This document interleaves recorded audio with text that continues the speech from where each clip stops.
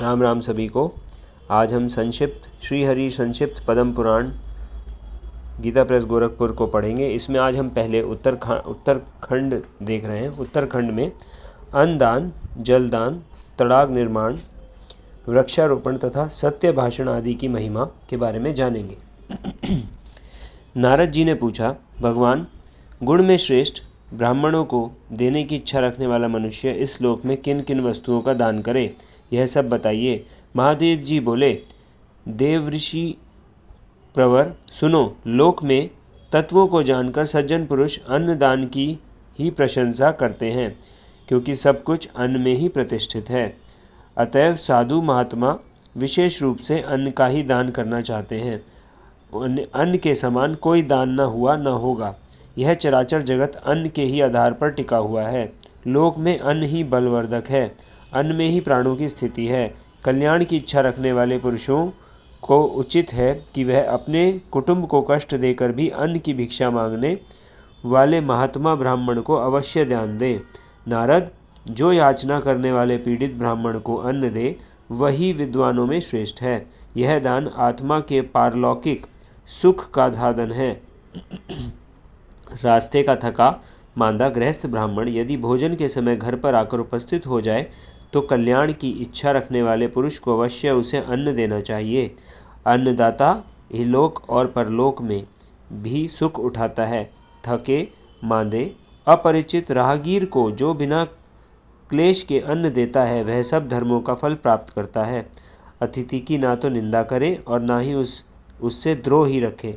उससे अन्न अर्पण करें, उस दान की विशेष प्रशंसा है। महामुने, जो मनुष्य अन्न से देवताओं, पितरों, ब्राह्मणों तथा अतिथियों को तृप्त करता है, उसे अक्षय पुण्य की प्राप्ति होती है। महान पाप करके भी जो याचक को, विशेषतः ब्राह्मण को अन्न दान करता है, वह पाप से मुक्त हो जाता है। ब्राह्मण को दिया हुआ दान अक्षय होता है। शूद्र को किया हुआ अन्नदान महान फल देने वाला होता है। अन्नदान करते समय याचक से यह न पूछें कि वह किस गोत्र और किस शाख का है तथा उसने कितना अध्ययन किया है। अन्न का अभिलाषी कोई भी क्यों न हो, उसे दिया हुआ अन्नदान महान फल देने वाला होता है। अतः मनुष्यों को इस पृथ्वी पर विशेष रूप से अन्न का दान करना चाहिए। जल का दान भी श्रेष्ठ है। वह सदा सब दानों में उत्तम है। इसलिए बावली, कुआं और पोखरा बनवाना चाहिए, जिसके खुदे हुए जलाशय में गौ, ब्राह्मण और साधु पुरुष सदा पानी पीते हैं। वह अपने कुल को तार देता है। नारद, जिसके पोखर में गर्मी के समय तक पानी ठहरता है, वह कभी दुर्गम और विषम संकट का सामना नहीं करता।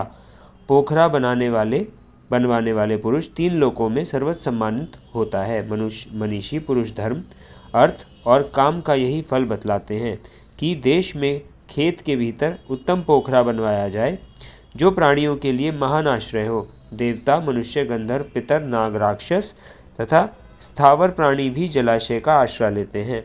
जिसके पोखर में केवल वर्षा ऋतु में ही जल रहता है, उसे अग्निहोत्र का फल मिलता है। जिसके तालाब में हेमंत और शिशिर काल तक जल ठहरता है, उसे सहस्त्र गोदान का फल मिलता है। यदि वसंत तथा ग्रीष्म ऋतु तक पानी रुकता हो, तो मनीषी पुरुष अतिरात्र और अश्वमेध यज्ञों का फल बतलाते हैं। इसके आगे अगले भाग में हम आपको बताएंगे आगे क्या बताया गया है। हमारा उत्तरखंड पद्म पुराण में अन्नदान, जलदान, तड़ाग निर्माण, वृक्षारोपण तथा सत्यभाषण आदि की महिमा। अगर जो जानते हैं वही मानना है, तो सनातन ग्रंथों की कोई आवश्यकता नहीं है। अपने सनातन धर्म को सनातन ग्रंथों से जानना ही उचित है। राम राम।